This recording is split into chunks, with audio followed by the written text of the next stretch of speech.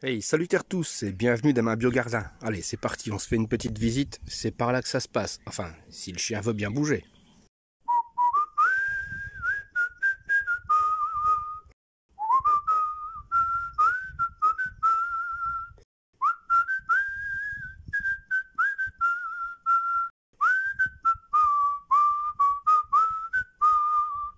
Alors, ma biogardin, c'est 300 mètres carrés derrière une maison avec un jardin ornemental, un petit poulailler et puis un potager qui fait entre 70 et 80 mètres carrés. Ça dépend du nombre de mètres carrés que madame m'autorise à utiliser dans son jardin ornemental. J'ai dit 70, bah ouais, je suis pas un ch'timi, mais je suis pas loin. Je suis quand même plus près de Lille que de Bruxelles. Donc voilà, potager en association, 14 parcelles de 3 mètres sur 1,20 m de large, avec un petit peu tout, hein. Donc on mélange, au plus on a au mieux c'est. Et puis bon, on est quand même dans le rendement à minimum, hein, donc je fais pas de permaculture. Parce qu'en fait, j'ai besoin de rendement, donc permaculture, tout laisser pousser un peu tout n'importe comment. Voilà, non, donc je suis pas permaculteur, je suis pas en conventionnel non plus parce que je paille au foin, donc je travaille pas mon sol. On est sur un potager sol vivant, micro maraîchage, peut-être on peut appeler ça comme ça. Donc voilà, ici on a les fèves. Les fèves, j'ai eu comment on va dire, j'ai eu des soucis avec les fèves. C'est que il y a eu pas mal de pucerons.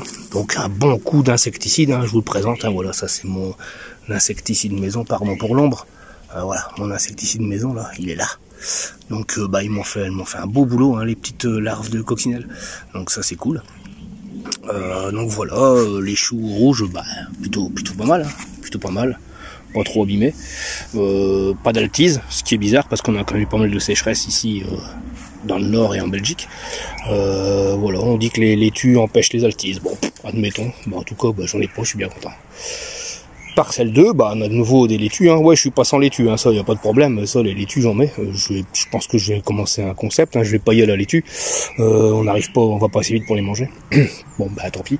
Ça ira pour les poules. Donc les pois mange-tout qui sont enfin en fleurs. Là aussi un semis un peu raté, j'ai envie de dire mangé par un insecte dans le sol, donc voilà. Pas trop grave, hein, j'ai fait du godet. Ouais, je fais pas mal de godet parce que comme je paille, forcément, hein, on va dire, ouais, j'ai des soucis avec les limaces aussi. Beaucoup moins maintenant, on a tendance à un peu à s'équilibrer. Enfin, j'espère. Ou alors parce qu'il a fait sec aussi, c'est possible. Beaucoup moins de limaces cette année. Donc voilà, pois mange tout, à chaque fois il y a des fleurs, il y a ici pois mange tout, poireaux, une route de poireaux. Puis en parcelle 3, ouais, là ça grimpe, une chayotte, hein, ouais, on va faire un peu dans l'original, on va tenter le légume ici en Belgique pour voir ce que ça va donner. Des haricots, les haricots, je suis pas en conventionnel, donc mais en même temps je suis pas en permaculture, donc ouais, faut mettre les haricots en ligne. Ok, moi on n'a jamais dit que la ligne devait être droite, donc voilà, hop, les haricots font ça. Hop, c'est parti, voilà, et hop. Voilà, avec des choux, hein, des brocolis, un chou kale, ici, rouge. Puis j'ai son camarade chou kale vert ici. Des laitues. Œillet d'Inde, patate douce en plein milieu. Alors ouais, j'ai testé aussi, hein, cette petite barrière soi-disant anti-limaces. Bon je sais pas si ça marche ou pas, mais en tout cas il n'y a rien de mangé. Ou elles n'en veulent pas, tant mieux, la belle affaire. Quelques plants de maïs, tout ça au pied d'un poirier. Un poirier doyenné du comice. Il s'est pris une petite maladie à mon avis. Mais bon, c'est pas trop grave, il y a quand même quelques poires qui m'ont l'air en plutôt bon état. Donc là, tant mieux. On part en parcelle 4. Donc une toute jeune parcelle ici que j'ai mis en place parce que j'avais de la facélie. Et comme j'avais beaucoup de fleurs, j'ai préféré laisser les butineurs travailler encore un peu. Donc voilà, courgette, ici, courgette, chou rouge, c'était à l'origine un chou romanesco, voilà quoi, des laitues évidemment, une loufa, c'est une éponge végétale, donc voilà, ça a fonctionné l'année passée, on n'a pas eu des grosses, mais j'ai quand même eu des éponges, donc voilà, c'est sympa, on continue.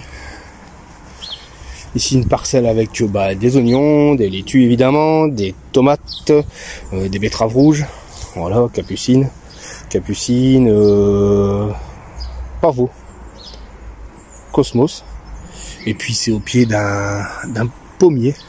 Je dis pas de bêtises. Hein. Non, je dis pas de bêtises. C'est au pied d'un pommier Renette étoilé. Mais j'aurais pas grand chose comme pomme cette année sur celui-là. Enfin, il y en a quand même, hein, c'est pour ça, il y en a. Hein. Mais bon, j'aurais pas grand chose. Ensuite, on arrive sur la parcelle des petits pois.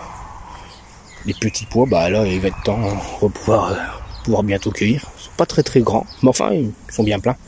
De nouveau, des laitues en paillage. Un cosmos, un tournesol, des choux. L'absinthe. Ouais, je pense que si on fait un purin, pareil, c'est un répulsif à limace, mais enfin voilà, c'est joli. De l'autre côté de la parcelle, on a de nouveau du chou. Ouais, j'ai pas raté mes smichous, hein, donc voilà, il y aura du chou, ça c'est sûr. Puis ensuite, on part sur une parcelle avec des échalotes et des laitues, évidemment, une bourrache, un dahlia, bon, c'est pour décorer. Et puis, on est au pied d'un poirier doyenné du comice, que je dis pas de bêtises, ouais, c'est ça, doyenné du comice, beurre et hardi, pardon, un poirier beurre et hardi, pied de tomate, des fèves et des patates, avec, je vous le donne en mille, des laitues. Ok, cool. Ici, on a un semis d'haricots au beurre, on a du maïs, des choux, brocolis hachés verts et des laitues, une courgette et une courge. Bon, là-bas, on a des choux-fleurs, mais ils font un peu la gueule. Il y avait déjà des chenilles, en fait. Hein. La sécheresse fait que, on attire plus vite les papillons et les chenilles. Enfin, si c'est pas ça, c'est des limaces. Donc, voilà. On part maintenant en parcelle 10. C'est la parcelle qui est là-bas tout au bout. Mais avant ça, on va peut-être passer près de quelque chose d'extraordinaire. Moi, j'adore cette plante. C'est un houblon.